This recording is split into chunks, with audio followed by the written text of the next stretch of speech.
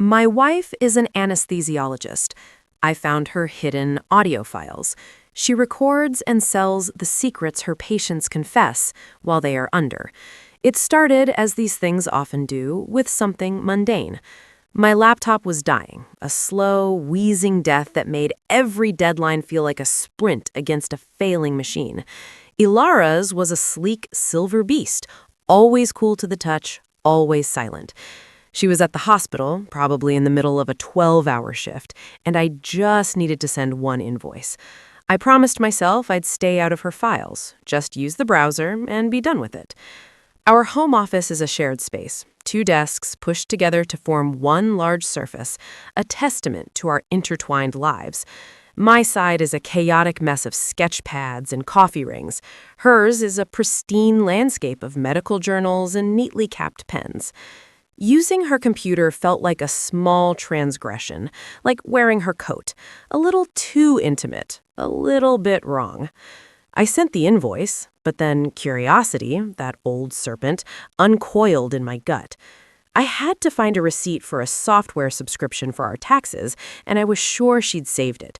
So I started clicking, navigating the clean, logical file structure she maintained. Finances, research papers, conference schedules. It was all so Ilara, organized, professional, unimpeachable. And then I saw it, a folder named audio_archive. I figured it was lectures, maybe recordings of medical seminars she'd attended. She was always trying to stay ahead, always learning. It was one of the things I loved about her, that relentless drive. I clicked on it, not expecting much. Inside weren't a few large files, but hundreds of small ones, each labeled with a date and a string of numbers. The first one I played was mostly noise, the rhythmic, reassuring beep of a heart monitor, the gentle hiss of what I assumed was oxygen machine, and the low, guttural mumbling. A man's voice, thick and distorted, as if he were trying to speak through a mouthful of cotton. I couldn't make out any words. It was unsettling. The sound of a mind untethered, and I almost closed it right there. It felt deeply private, like I'd accidentally opened a stranger's diary. But the folder was so large, the sheer number of files so vast. I clicked on another, from a few weeks prior. This time, the audio was clearer.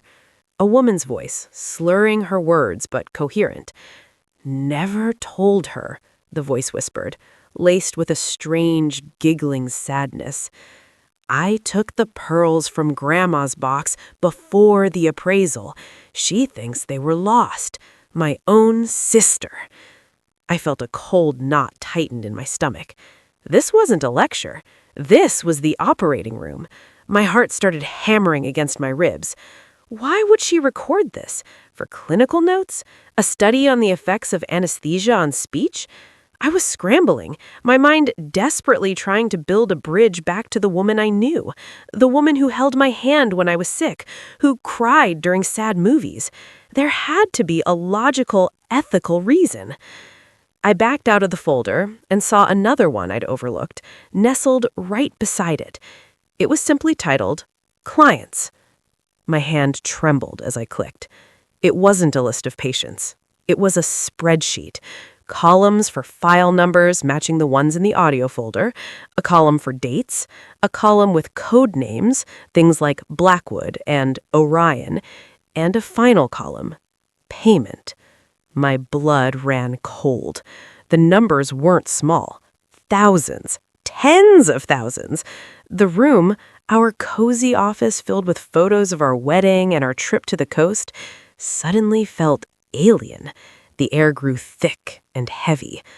I was looking at a ledger, a price list for the most vulnerable moments of a person's life. Ilara, my Ilara, was packaging these souls and selling them. To whom? Private investigators? Blackmailers? Tabloids? The possibilities were a cascade of ice water down my spine. I thought of her hands, so steady and gentle when she touched my face, and imagined them adjusting a microphone, pressing record as some terrified person drifted into unconsciousness, their mind cracked open for her to plunder. With a sense of nauseous dread, I went back to the audio files. They weren't just random ramblings anymore, they were products.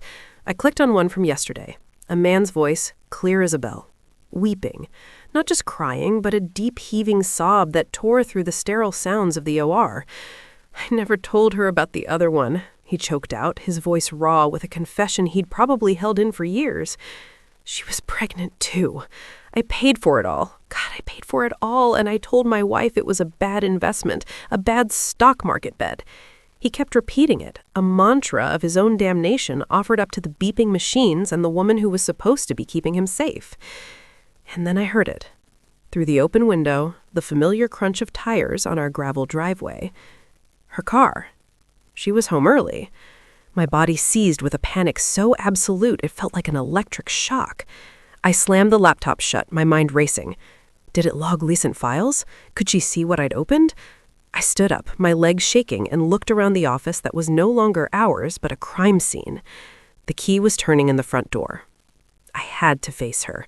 I had to look into the eyes of the woman I loved and pretend I hadn't just discovered the monster living inside her. The sound of her keys dropping into the ceramic bowl by the door was a familiar, comforting sound that now felt like a gunshot. I heard her sigh, the long, weary exhalation of someone shedding the weight of a demanding day. Then, "I'm home," she called out, her voice echoing slightly in the hallway.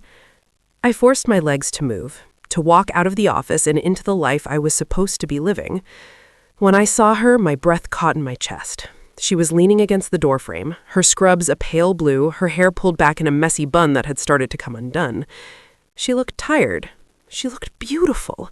She looked like the woman I'd married. A wave of cognitive dissonance so powerful it made me dizzy wash over me. My mind couldn't hold both images of her at once, the exhausted doctor I loved and the cold predator from the spreadsheet. "Hey," I managed, my voice sounding thin and reedy to my own ears. I tried to smile, but it felt like my facial muscles had forgotten how. "Long day?" She nodded, kicking off her shoes and padding towards me. My entire body tensed as she wrapped her arms around my waist, resting her head on my chest. I could smell the faint antiseptic scent of the hospital clinging to her. It was a smell I used to associate with her dedication, with her saving lives. Now it smelled like secrets and betrayal. I wanted to push her away, to run, but I stood there, a statue in her embrace, my arms hanging uselessly at my sides. She must have felt my stillness. She pulled back, her brow furrowed with concern. "You okay? You feel tight." "Just a headache," I lied, the word tasting like ash. "Staring at the screen too long. Deadlines, you know." It was a plausible excuse, a well-worn one in our house. She accepted it with a sympathetic nod, her expression softening. "You need to take more breaks," she said, her voice laced with that gentle, clinical care she applied to everything. I picked up Ty on the way home. My treat. Let's just eat on the couch and watch something stupid. It was our classic weeknight ritual, the one we'd built to decompress from our separate, stressful worlds. But tonight, the thought of sitting next to her, sharing food, pretending everything was normal felt like an impossible performance. Every gesture, every shared glance would be a lie. I was no longer her husband. I was an actor playing the part, and I hadn't even read the script. As we ate, my mind kept replaying the audio files, the weeping man, the giggling woman confessing to theft. While Alara talked about a difficult intubation, a new resident who was all thumbs, I was picturing her leaning over a patient, her face illuminated by the surgical lights, her eyes not on the monitors, but on the small, discreet recording device she must have hidden somewhere. Where did she put it? Tucked into a pocket? Clipped to her scrubs? The mechanics of her deceit became a morbid obsession. I remembered a conversation from a few months ago. We were talking about money, about a down payment for a bigger house one day. I'd been stressed about my freelance income being so variable. She had taken my hand, squeezed it, and said, "Don't worry about the money, Ben. I have a side project that's starting to pay off. A consulting thing." I'd been so proud, so relieved. A consulting thing. The words now curdled in my memory, twisting into something monstrous. The clients on her spreadsheet weren't medical professionals seeking her expertise. They were vultures, paying for the carrion of other people's lives. Later that night, as we lay in bed, the silence was a physical weight. The darkness of our room, usually a sanctuary, felt suffocating. Her breathing was slow and even, the rhythm of a person with a clear conscience sleeping soundly. But I was wide awake, my eyes burning holes in the ceiling.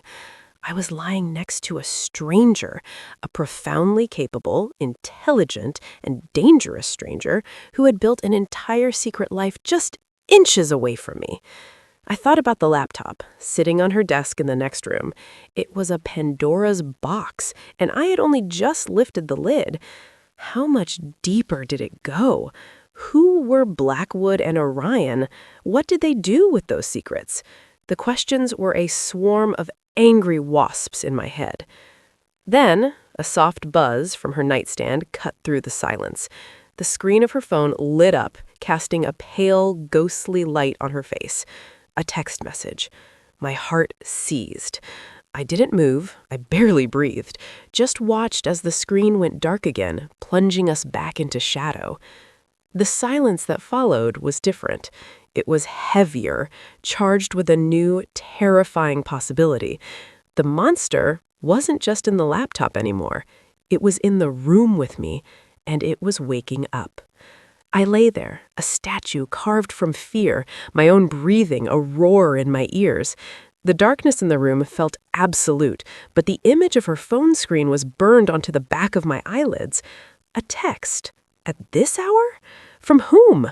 A client? A lover? A co-conspirator? My mind, already a frantic mess, splintered into a dozen different terrifying narratives. I listened to the rhythm of her breathing, searching for any change, any sign that she was awake and aware of my own rigid terror. It remained slow, deep, and even, the sound of untroubled sleep. After what felt like an eternity, but was probably only a minute, a desperate, reckless resolve took hold. I had to know. I couldn't lie here all night drowning in a sea of unanswered questions. This single piece of information felt like a life raft. Slowly, millimeter by millimeter, I began to move. Every tiny shift of my weight on the mattress sounded like a thunderclap. I eased my arm from under the covers, the cool night air a shock against my skin. My hand trembled as I reached across the small space between us, my fingers stretching towards the polished wood of her nightstand. The phone was just inches away. My fingertips brushed against the cold glass screen, and I flinched, pulling back as if I'd been burned. I took another breath, forcing the air into my constricted lungs, and tried again. This time, my fingers closed around it. Lifting it felt like stealing a holy relic from an altar. It was heavier than I expected, weighted with the secrets it held. I brought it carefully towards my side of the bed, shielding the screen with my body as I angled it so only I could see. My thumbprint wouldn't work, of course. But Alara, a creature of habit and efficiency, used a simple 4-digit PIN. Our anniversary. The irony was a bitter pill I didn't have time to swallow. I punched in the numbers, my heart hammering against my ribs.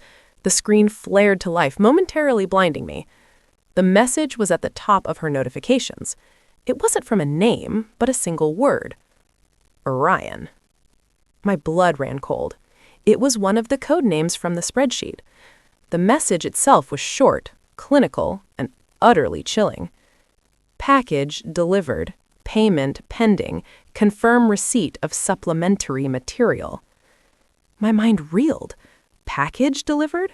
Was that what she called the audio files? The weeping man's confession was a package? And supplementary material? What the hell was that? It wasn't just audio. There was more. Before I could process the implications, Alara shifted beside me. She let out a soft murmur, a sleepy sound that shot a bolt of pure adrenaline through my system. I fumbled with the phone, my thumb jabbing at the power button to darken the screen. I practically threw it back onto her nightstand, where it landed with a soft clack that sounded like a gunshot in the silent room. I rolled onto my back, squeezed my eyes shut, and forced my breathing to even out, mimicking her deep, slow rhythm. I felt her turn towards me, her arm draping across my chest. Her hand was warm against my skin. I didn't flinch. I didn't move. I just lay there, pretending to be the sleeping husband she thought I was, while the words from the screen burned in my mind. Supplementary material. The next morning was a masterclass in surrealism.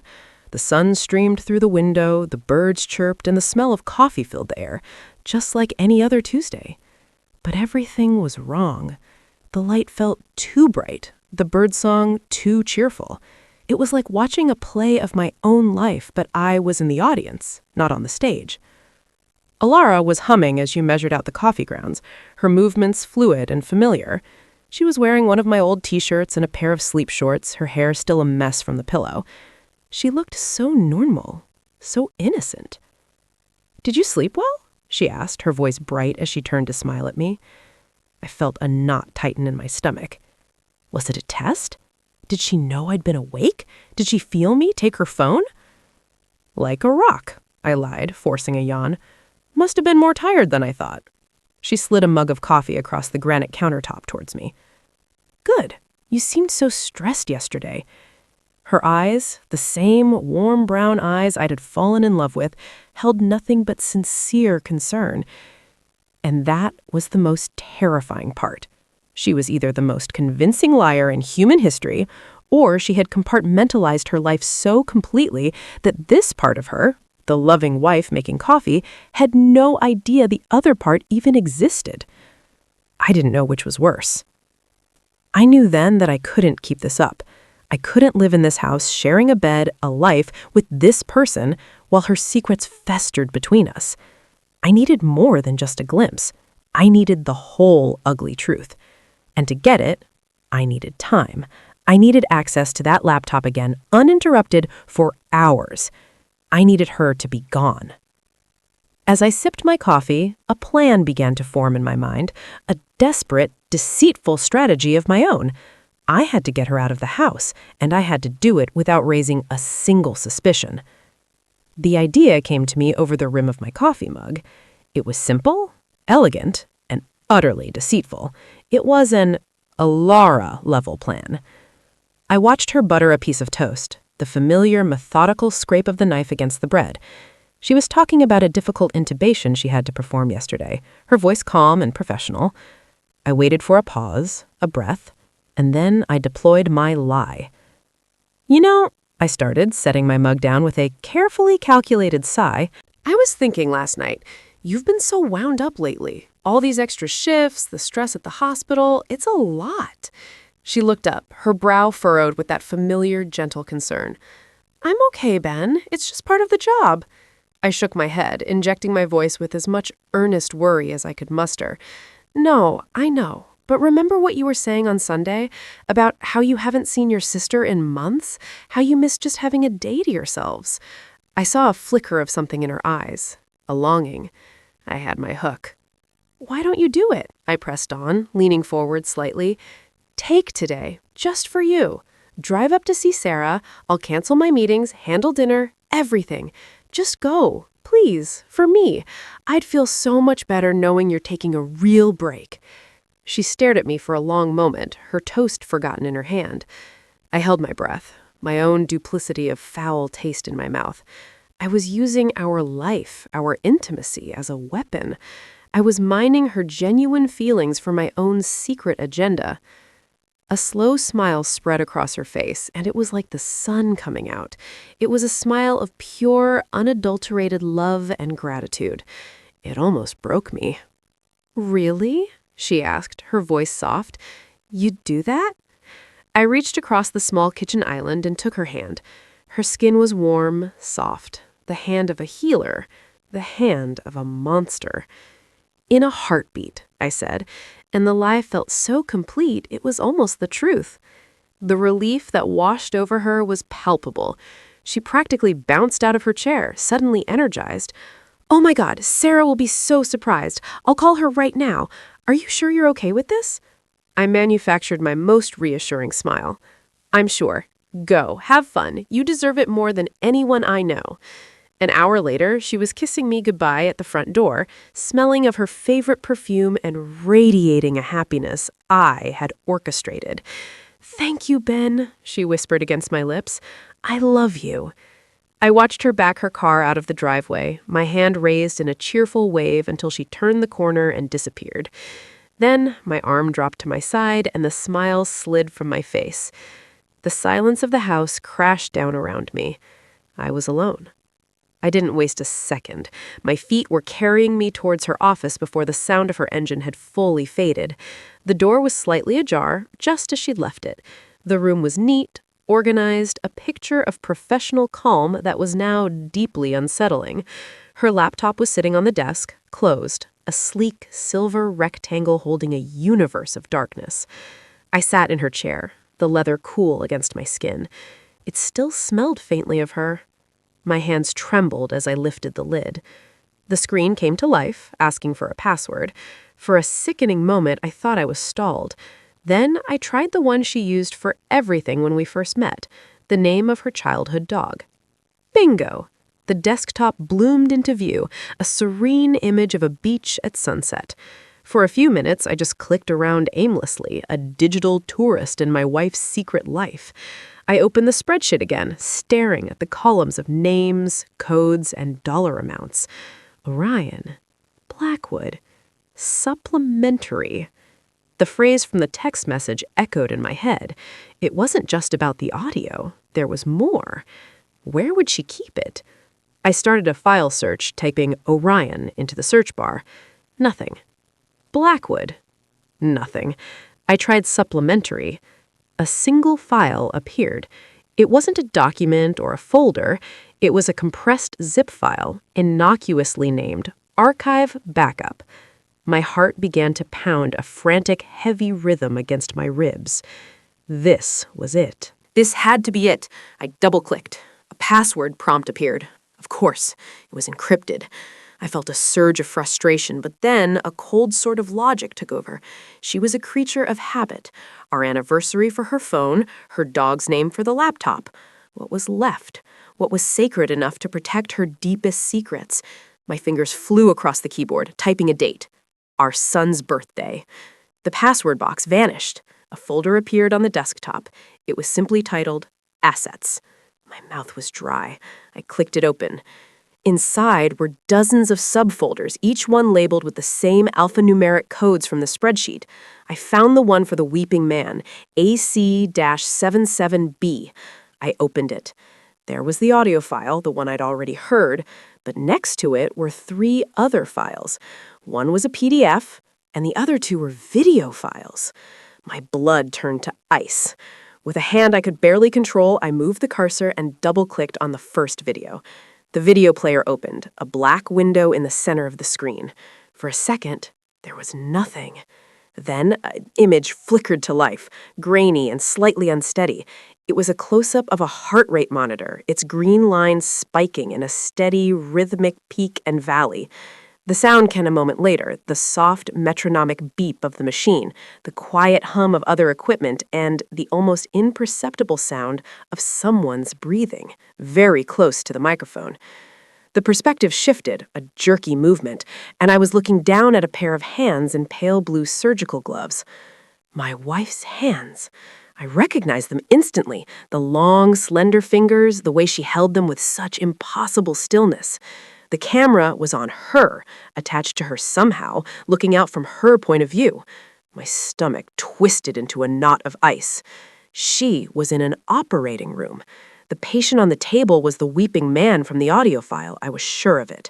He was completely still, a tube in his mouth, his face placid and vulnerable under the harsh overhead lights. Ilara's gloved hands moved with practiced efficiency, checking a drip, adjusting a dial on a machine beside the bed. She even leaned over and gently brushed a stray piece of hair from the man's forehead. Then she straightened up. Her gaze, and therefore the camera's, panned slowly across the room. The surgeon and nurses were focused on their work, their backs to her. In that moment, Ilara moved. She reached for a clear plastic bag on her cart, the kind they put a patient's personal effects in. Inside was a wallet and a smartphone. With a swift, silent motion, she took out the phone. My breath caught in my throat. I watched, paralyzed, as my wife took the unconscious man's right hand. She carefully selected his thumb and pressed it against the phone's home button. The screen lit up. I felt a wave of nausea so profound I had to grip the arms of her chair. She angled the phone's screen towards the hidden camera on her chest. I could see everything. She wasn't just looking, she was documenting. She swiped through his text messages, pausing on a thread that was clearly incriminating, full of panicked messages about audits and offshore accounts. She opened a banking app, her gloved finger tapping through statements and transfer histories. She opened his photo gallery, his emails, his notes. It was a systematic digital violation performed with the detached calm of a researcher dissecting a specimen. The beeping of the heart monitor was the only sound, a steady, oblivious rhythm marking the seconds of this man's utter ruin. The video was only 4 minutes long. It ended as she slipped the phone back into the plastic bag, her movements economical and precise, leaving no trace. The screen went black. I sat there in the silence, my own heart hammering against my ribs like a trapped bird. The air in the room felt thick, unbreathable. This was the supplementary material. It wasn't just about what they said, it was about proof. Hard, undeniable visual proof, stolen while they lay helpless and trusting on her table. My hand, shaking violently now, moved the mouse to the PDF file. I clicked it open. It was a full dossier, a target package. Arthur Calloway, age 52, his home address, his place of work, his wife's name, his children's names, and the schools they attended. There were screenshots from his social media, details of his mortgage, printouts of public records. There were even photos of him and his family at a barbecue, smiling, happy. Ilara, or someone she worked with, hadn't just stumbled upon a secret. They had researched this man, targeted him, and then she had moved in for the kill under the guise of medical care. The cold, corporate cruelty of it all was staggering. My mind was reeling, but a morbid, desperate compulsion drove me on. There was still one more file, the second video. I double-clicked, expecting another sterile, terrifying scene from the operating room. But this was different. The footage was dark, shot at night. The camera was stationary this time, looking out from what seemed to be the inside of a parked car. It was pointed at a concrete support pillar in a dimly lit, multi-level parking garage. The timestamp in the corner of the screen was from 2 days after the date on the first video. For a full minute, nothing happened. Then a figure walked into the frame. It was Ilara. She was wearing a simple, dark coat and jeans, her hair pulled back. She looked like she was just coming home from a late dinner. She carried a book in her hand. She glanced around, a quick, furtive look, and then she placed the book on a small ledge at the base of the pillar. She didn't hesitate. She turned and walked away, disappearing from the frame. I waited, my eyes glued to the book sitting on the cold concrete. 5 minutes passed. Then another person entered the frame, from the opposite direction. They were a silhouette, impossible to identify. A man, I thought, based on his build. He was dressed in dark clothing, a baseball cap pulled low over his face. He walked directly to the pillar, picked up the book, and tucked it under his arm. He never once looked towards the camera. He simply took the package and walked off into the darkness. The video continued for another 10 minutes before it cut to black. The handoff, the delivery. This wasn't just Ilara. She was a cog in a machine, a terrifyingly effective, ruthless machine. And I was sitting in the middle of her command center, the silence of our home now feeling like the calm at the center of a hurricane. I looked at the folder on the screen. Assets. I scrolled down. There were over 100 of them. 100 folders. 100 lives. My wife wasn't just the monster. She was prolific. I didn't move for what felt like an hour, staring at the screen, at the neat rows of folders that represented 100 different crucifixions. My mind, which had been racing, trying to process the horror of one man's violation, simply stalled. It was like trying to comprehend the scale of a natural disaster from a single harrowing photograph, and then suddenly being shown an aerial view of the entire flattened city. The sheer volume of it was an anesthetic of its own, numbing me past the point of panic and into a strange, hollow space of disbelief. Each folder was a life, a person who had trusted my wife with their absolute vulnerability, and she had taken that trust and monetized it, packaged it, sold it to the highest bidder in a dimly lit parking garage. Prolific. The word echoed in the silent room. It wasn't the right word. This wasn't art or literature. This was a mass grave of secrets, and my wife was the groundskeeper. My hand moved on its own, a puppet pulled by some morbid, self-destructive string. I scrolled down the list, the names a blur of anonymous suffering. Eleanor Vance, Marcus Thorne, Priya Sharma. I clicked on another folder, completely at random. Julian Croft. The contents were the same. An audio file, 2 videos, a PDF. I opened the audio first, my stomach clenching in anticipation. This time, it wasn't a confession of financial crime. It was a man's voice, raspy and weak, whispering a story he'd clearly never told another soul. He was talking about his brother, about a hiking trip years ago, an argument on a cliff's edge, a fall. An accident, he kept repeating, his voice cracking.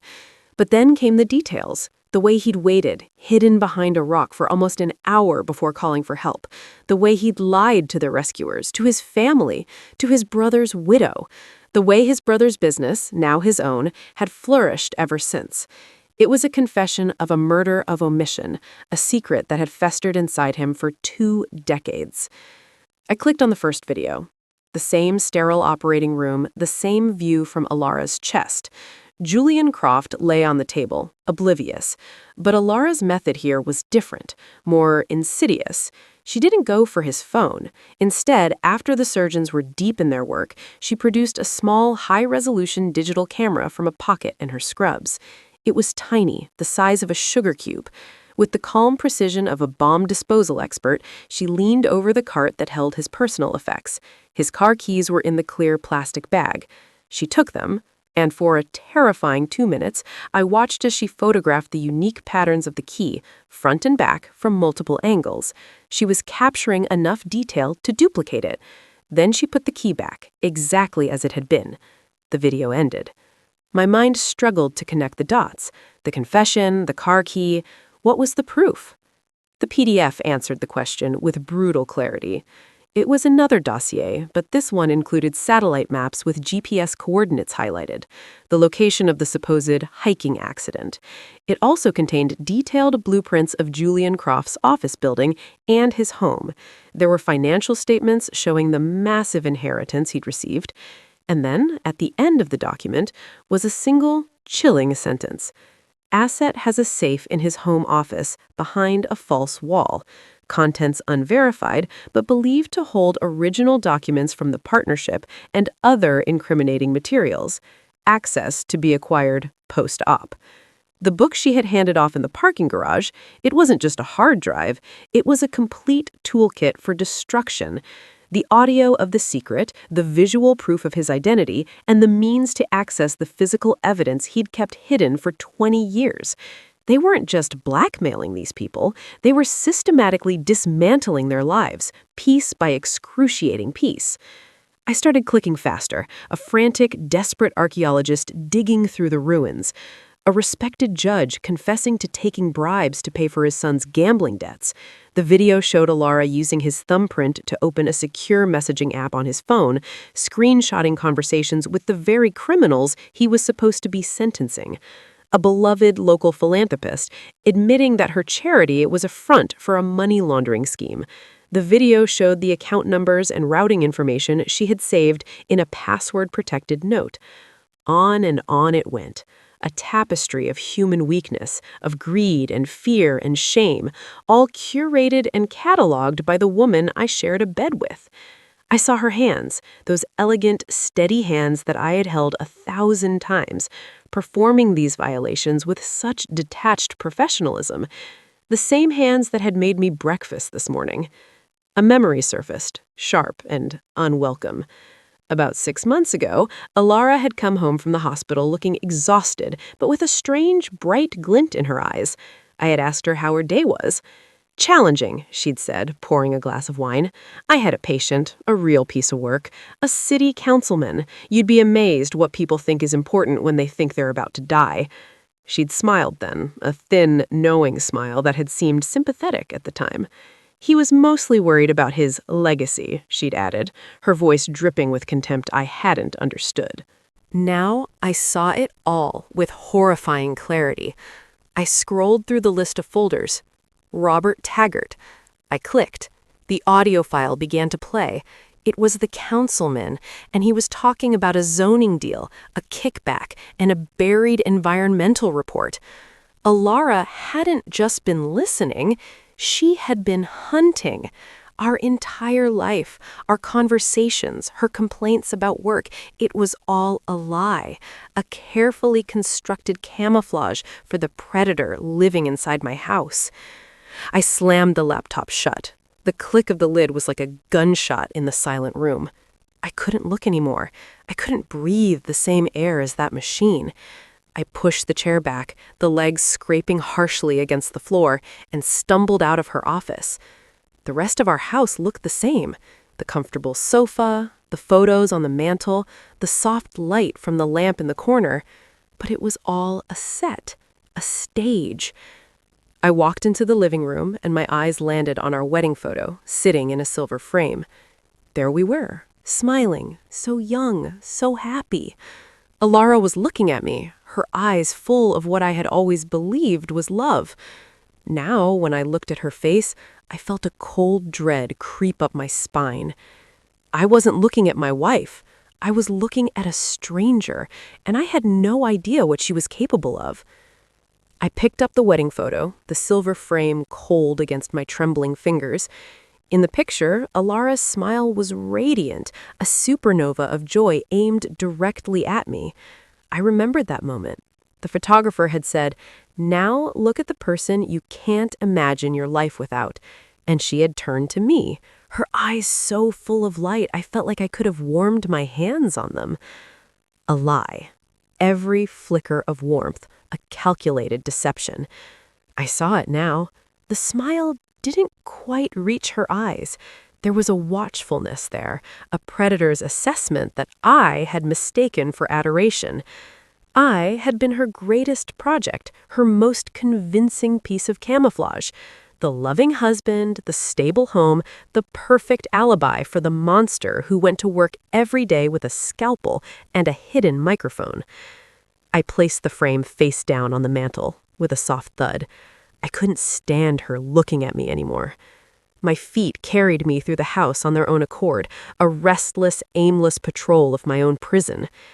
Every object was a prop, every memory a scene she had directed. The abstract painting we'd bought in Santa Fe on our anniversary, had she been meeting a client on that trip? The expensive espresso machine she insisted we needed, was it purchased with a judge's ruin? My stomach churned. I felt a desperate, clawing need to find an explanation, any explanation, that didn't lead back to the simple, unbearable truth. Maybe she was being blackmailed herself. Maybe someone was forcing her, holding something over her head. But the image of her in the parking garage, calm and in control as she handed over that book, dismantled that hope instantly. She wasn't a victim. She was the architect. I thought back to a conversation we'd had a few months ago, late one night. She was stressed, rubbing her temples. She'd said, "You know, some of the people I put under, they're poison. They walk around in tailored suits, smiling for the cameras, but they're rotting society from the inside. Sometimes I think the world would be a better place if someone just tidied up." I thought it was just dark gallows humor, a surgeon's cynicism. I'd put my arm around her and told her she did more good than anyone I knew. The memory was now coated in acid. She wasn't tidying up. She was profiting from the rot. The need to do something, to find something real and solid in this house of lies became overwhelming. The laptop was digital, ephemeral. I needed physical proof. I needed to hold the truth in my hand. My steps turned purposeful, leading me up the stairs to our bedroom. The room was tidy, serene. Her side of the bed was perfectly made. Her scent, a faint mix of lavender and antiseptic soap, hung in the air. It used to be comforting. Now it felt like the sterile perfume of a morgue. I went to her closet first. Rows of expensive clothes, neatly organized by color, shoes lined up with military precision. This was Ilara. Orderly, meticulous. I ran my hands along the back wall of the closet, behind the hanging dresses, searching for a loose panel, a hidden safe. Nothing. I moved to her dresser, my hands shaking so badly I could barely grip the handles. I pulled open the top drawer. Lingerie, neatly folded. The second drawer, workout clothes. The third, socks and stockings. It was all so normal, so painfully, deceptively normal. I was about to give up when I saw it. At the very back of the sock drawer, tucked away beneath a pair of thick wool socks she only wore when we went skiing, was a small, hard leather case. It looked like a case for a pair of expensive sunglasses, but it felt too heavy. My heart was a frantic drum against my ribs as I lifted it out. It wasn't locked. I unzipped it. Inside, nestled in custom-cut foam, were not sunglasses, but an array of sinister tools. A dozen tiny USB drives, none of them labeled, a small roll of what looked like transparent professional-grade lockpicks, several blank SIM cards in a small plastic sleeve, and beneath them, something that made the air leave my lungs in a rush. It was a small, leather-bound notebook. I opened it. The pages were filled with Ilara's neat, clinical handwriting. It wasn't a diary. It was a ledger. Each page was dedicated to a name: Julian Croft, Robert Taggart, Eleanor Vance. Next to each name were dates, figures, and a series of cryptic codes. But that wasn't the worst part. The last few pages were different. They weren't patient names. They were notes, observations. One heading read, Contingencies, and under it a short list of names: my mother, my best friend Mark, and me. Next to my name was a short, chilling annotation: predictable, emotionally driven, primary weakness, trust, easily manipulated through affection. In case of compromise, leverage is absolute. I dropped the book as if it had burned me. It fell to the floor with a soft thud. This wasn't just about her patience. This was about control, complete and total. She had studied me. She had cataloged my weaknesses. I wasn't her husband. I was a contingency plan, an asset to be managed. The blood drained from my face as a new, more terrifying realization hit me. She knew I had been in her office. The browser history, the file access times. She would know exactly what I had seen. I was no longer just a witness. I was a liability, a compromise. The sound of a car engine turning off in the driveway shot through the silence of the house like a bullet. My head snapped toward the window. It was her car. She was home, and I was standing in our bedroom with her entire secret life scattered at my feet. The doorknob downstairs began to turn. My blood turned to ice. For a frozen second, every muscle in my body locked. My mind was a blank wall of white noise, punctuated only by the sound of the front door clicking shut. Then, adrenaline, pure and searing, flooded my system. I moved, a frantic, clumsy scramble. I shoved the leather notebook, the USB drives, the lockpicks, all of it back into the case. My fumbling fingers barely managed to work the zipper. I threw the case back into the sock drawer, piling the wool socks on top, trying to make it look undisturbed. It was useless. The whole room felt contaminated, screaming with my panic. I heard her footsteps on the hardwood floor of the foyer. Deliberate, unhurried. She was taking her coat off. I straightened up, my heart hammering against my ribs so hard I thought it might break through. I wiped my sweaty palms on my jeans and tried to compose my face into something resembling normal. It felt like trying to smooth a crumpled piece of paper. The footsteps started up the stairs. Each creak of the old wood was a countdown. I backed away from the dresser, moving toward the center of the room, trying to look casual, as if I'd just been waiting for her. The door swung open. Ilara stood in the doorway, her work bag slung over one shoulder. She looked tired, the way she always did after a long shift. But her eyes, those cool, analytical eyes, were not tired at all. They were sharp, and they weren't looking at my face. They flicked down, for just a fraction of a second, to the dresser drawer I had just closed, then back up to meet mine. There was no surprise in her expression, no anger, just a quiet, clinical assessment. The silence stretched, thick and suffocating. She broke it, her voice as calm as if she were asking what I wanted for dinner. "You found it." It wasn't a question, it was a statement. The floor seemed to drop out from under me. All the scenarios I had imagined, the confrontation, the denial, the fight, evaporated. She already knew. She had been waiting for this. I couldn't find my voice. I just stared at her, this woman who wore my wife's face. She sighed, a small, impatient sound, and stepped into the room, letting her bag slide to the floor. "I knew you would," she said, her tone laced with something that sounded disturbingly like disappointment. "You're predictable. It's one of the things I always liked about you." She walked over to the mantel and picked up our wedding photo, the one I had placed face down. She turned it over, a faint, sad smile on her lips. "This was a good day," she said, almost to herself. "You were so happy, so trusting." She looked from the photo to me, and for the first time, I saw the mask slip. The warmth was gone. What was left was cold, hard, and ancient. "You think I'm a monster." Again, not a question. "You're right. I am. But you have no idea what kind of world we live in, do you? You sit in your little office designing websites, believing in the inherent goodness of people. I see them at their most vulnerable. I hear the rot in their souls as the drugs pull them under. Politicians, CEOs, judges, the people who run your world. They whisper their filth to me. They confess their crimes. And you think I should just, what, forget it? Let them go on poisoning everything?" She scoffed, a bitter, humorless sound. "These secrets are a resource, a currency, the only one that matters. I'm not just a doctor, my love. I'm a gatekeeper. I'm a balancing agent in a world that is fundamentally, irrevocably corrupt." I finally found my words, though they came out as a choked whisper. "The money, Ilara. You're not balancing anything. You're just getting rich." She laughed, and the sound was the ugliest thing I had ever heard. "Oh, the money is a lovely side benefit. I won't deny it. But you've enjoyed it too, haven't you?